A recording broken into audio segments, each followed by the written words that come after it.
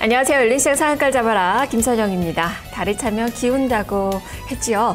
6년 8개월 만에 600선을 넘어섰던 코스닥이 조정권의 움직임이 어제 좀 강하게 나왔습니다. 증권가에서도 경고음을 내기 시작했는데요. 투자 심리가 과열권에 있는 데다가 지금 실적 시즌에 코스닥이 본격적으로 이제 실적 시즌을 좀 맞이했다는 점에 변동성이 좀 커질 수 있기 때문입니다. 여기다가 그동안 연초에는 정책 기대감으로 좀 많이 오르는 그 모습이 나타났는데요.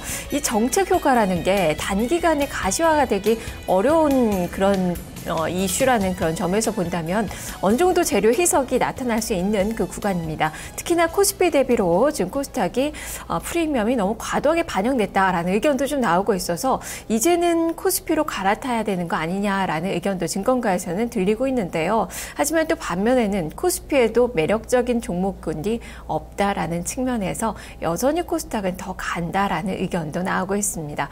자, 어느 쪽에 이 시장이 발을 맞춰서 줄까요? 오늘 시장의 움직임이 중요할 것 같은데요. 함께 보도록 하겠습니다. 자, 열린시장 상한가 잡아라. 지금부터 출발합니다. 먼저 개장 전 주요 뉴스부터 살펴보겠습니다. 문정은 기자입니다. 네, 오늘 아침 주요 뉴스입니다. 먼저 첫 번째 소식입니다. 넥슨과 NC소프트의 경영권 분쟁이 본격화되고 있습니다. 넥슨은 지난 3일 NC소프트 이사회에 이 넥슨이 추천하는 이사의 선임 등의 내용을 담은 주주 제안 공문을 발송했는데요. 넥슨이 제시한 답변 마감 시한은 10일 오늘입니다. NC소프트가 넥슨의 의견을 어느 선까지 수용할지에 대해 그 관심이 주목되고 있는데요. 이사회에서 넥슨이 추천하는 이사 선임, 판교 사홍회 건물 매각, 자사주 소각 등의 요구가 NC소프트 경영에 변수로 작용할 것으로 보입니다. 현재 NC소프트는 건물 매각이나 자사주 소각에 불만을 표하고 있는데요. 앞으로 이 두 기업의 경영권 분쟁이 어떻게 흘러갈지 시장 살펴보시길 바랍니다. 다음 소식입니다. 에스올이 중동 아프리카 지역으로 석유 1조 2천억 원을 수출합니다. 에스올은 사우디 국영석유 회사 아람코 자회사인 ATC와 1조 2천억 원 규모의 경유와 나프타를 판매한다는 계약을 체결했는데요. 이를 통해 에스올이 제조한 경유와 나프타는 석유 제품 유통회사인 ATC를 통해 중동과 아프리카 지역으로 수출됩니다. 이번에 에스올과 계약을 체결한 ATC는 아람코 계열사로 나프타, 휘발유, 경유 등 석유 제품의 유통을 담당하는 기업으로 알려져 있는데요. 중동을 비롯해 유럽, 아시아, 아프리카 등의 판매량을 확보하고 있기 때문에 에스올의 현지 시장 진출에도 상당한 기여를 할 것으로 보입니다. 또한 필요한 제품과 원료를 제공받음으로써 국내외 시장에서 제품 및 원가 경쟁력을 확보할 수 있을 것이란 기대감도 높아지고 있습니다.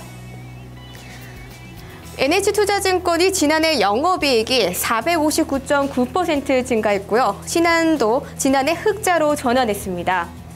우선 NH투자증권은 지난해 영업이익은 1,254억 원에 달했습니다. 같은 기간 매출액도 53% 증가해 4조 8,274억 원을 기록했는데요. 지난해 NH농협증권과 우리투자증권이 합병하면서 회사 규모가 확대된 점이 그 수익 원인으로 꼽히고 있습니다.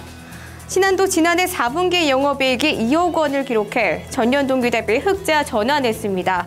지난해 매출액은 69억 원으로 전년 대비 33% 증가했고 당기순이익도 1억 5,900만 원으로 흑자를 기록했습니다. 다음 소식입니다. 금호타이어가 미국의 공장 건설에 속도를 내고 있습니다.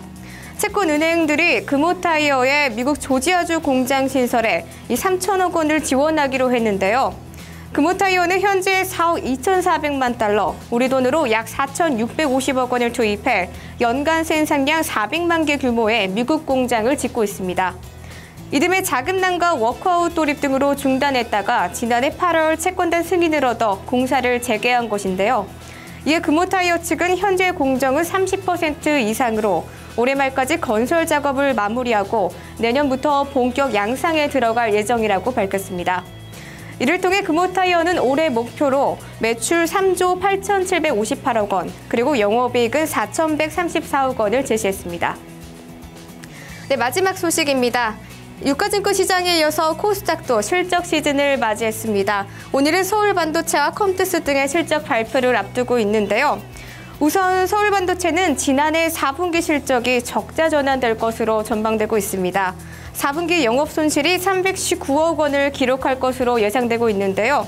지난해 IT 부문 시황 악화로 전체 매출액이 감소되고 재고 증가평가 손실 등으로 영업이익이 줄어든 점으로 분석되고 있습니다. 반면 컴푸스의 4분기 실적은 양호한 수준으로 예측되고 있는데요. 시장 예상치인 4분기 평균 매출액은 866억 원입니다. 이는 1년 전보다 약 300% 이상 급증한 수치인데요.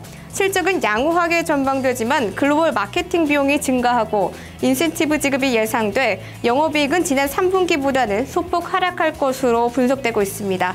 그 밖에 게임빌 등 실적 소식도 챙겨보시길 바랍니다. 지금까지 오늘 아침 주요 뉴스였습니다.